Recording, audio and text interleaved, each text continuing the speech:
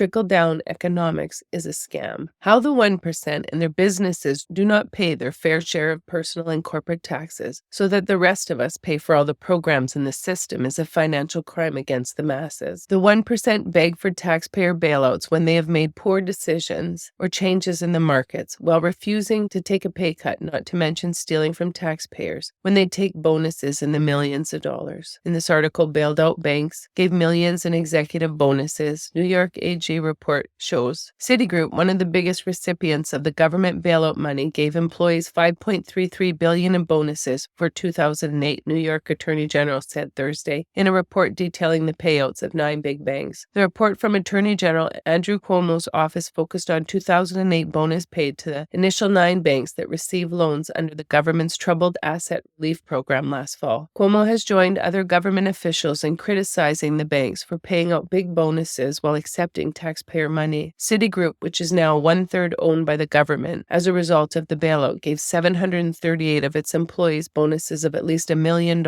even after it lost $18.7 billion during the year, Cuomo's office said. The New York-based bank received $45 billion in government money and guarantees to protect it against hundreds of billions of dollars on potential losses from risky investments. There's no clear rhyme or reason to the way banks compensate and reward their employees, Cuomo said in the report, noting banks have not in recent years actually tied pay to performance as they claim when describing their compensation programs. Cuomo added that when banks' performance deteriorated significantly, they were bailed out by taxpayers and their employees were still paid well. Bank of America, which also received $45 billion in TARP money, paid $3.3 billion in bonuses, with 172 employees receiving at least $1 million. Merrill Lynch, which Bank of America acquired during the credit crisis, paid out $3.6 billion. Bank of America earned $2.56 billion in 2008, while Merrill lost $30.48 billion. Cuomo's office said Merrill Lynch doled out 696 bonuses of at least $1 million for 2008. Bank of America has been sharply criticized for its acquisition of Merrill Lynch because of mounting losses in the Wall Street Bank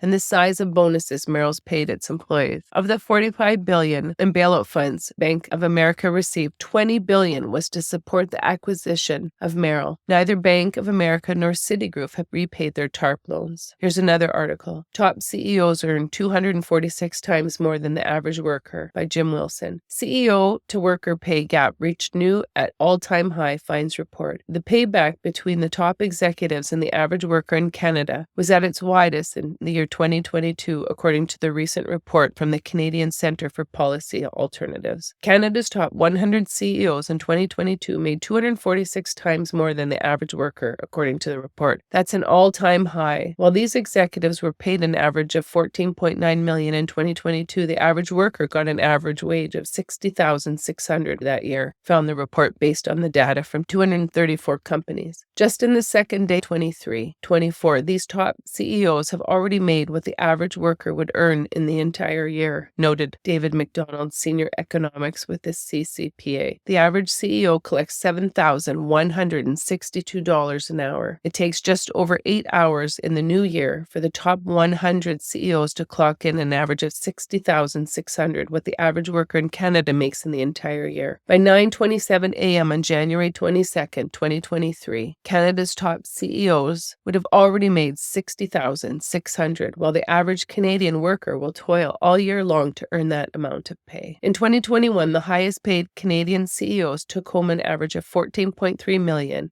and they made 243 times more than the average worker. In 2020, the top CEOs made $10.9 million, 191 times more than the average worker did. While the wave of inflation has been crashing down hard on regular Canadians, Canada's top 100 highest paid CEOs have been riding it to another record-smashing year. Inflation presented a once-in-a-lifetime chance for corporate Canada to jack up prices and pad their profit margins, said McDonald. The average CEO collects $7,162 an hour, and the minimum CEO wage of the top 100 is $3,220 an hour. The top 100 CEOs, on the other hand, saw an average raise of $623,000 or 4.4%, going from $14.3 million in 2021 to $14.9 million in 2022. Meanwhile, the average worker pay rose from $58,800 in 2021 to $60,600 in 2022. Thousands of workers held strikes in 2023, calling for higher pay and better working conditions, among others. Extreme pay packages, bonuses drive CEO pay, said McDonald's, as the salary part of their pay remains relatively constant at around $1 million a year. In 2022, stood at $1.2 million. As bonuses keep rising, the $1 million salary becomes increasingly irrelevant, he said. The senior economics lists 4 recommendations to address these extreme pay packages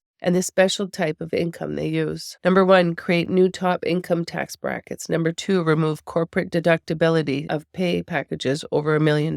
Number 3, introduce a wealth tax. And number 4, increase the capital gains inclusion rate. So this ongoing abuse of taxpayers by the rich and shameless in their businesses has gone on long enough. The rich are laying off thousands of staff positions, fighting union development, refusing to pay a livable wage or give full-time positions, refuse to give health benefits, pensions, sick days, while their only concern is to their shareholders and making as much money with absolutely zero accountability. The rich and shameless rape our shared Mother Earth of her resources while producing hazardous material that they have zero responsibility for. This abuse of our shared Earth has gone on long enough. It has gone on way longer than it should ever have. The neglect and abuse of our Earth from these greedy industry conglomerates has gotten us to this very critical spot. We have 2 roads. 1, continue doing things as we have allowed that is destroying our world. Or 2, make the painful decision to change how we think in everything we do, and how we treat our world and the living life forms that inhabit her. We as a whole, the 99% of us, need to demand more from our governments and industry accountability. And for accountability to future generations, we have to demand that we move our entire system to a new sustainable one that will ensure our children have a future. This is the solution that my meditation gave me that sunny afternoon sitting on my deck. This is the system that will answer the bulk of our prayers for a sustainable future. This is the system that I'm asking people to learn about so that we can all be a part of the solution and not sit helpless and complain, ensuring our global destruction. I'm so honored to be bringing this system to the world.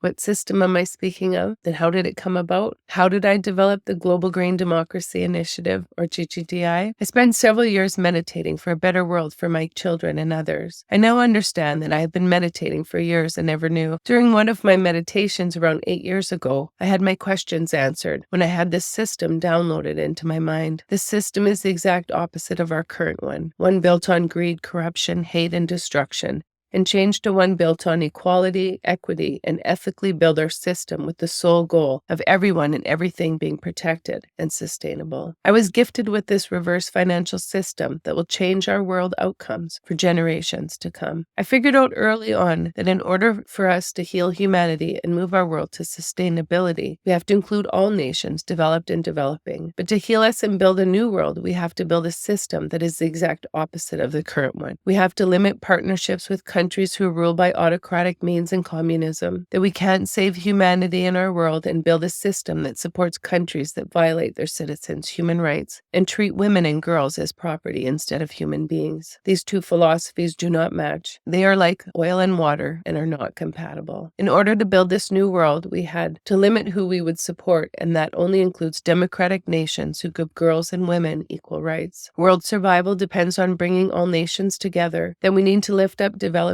countries to heal our world. That inequality, poverty, and the acceptance of others to suffer is the rot that is destroying humanity, and the system I designed will change that landscape of the world for the better. In order to heal the world environmentally, we need to invest in a new and fair and equitable future for all.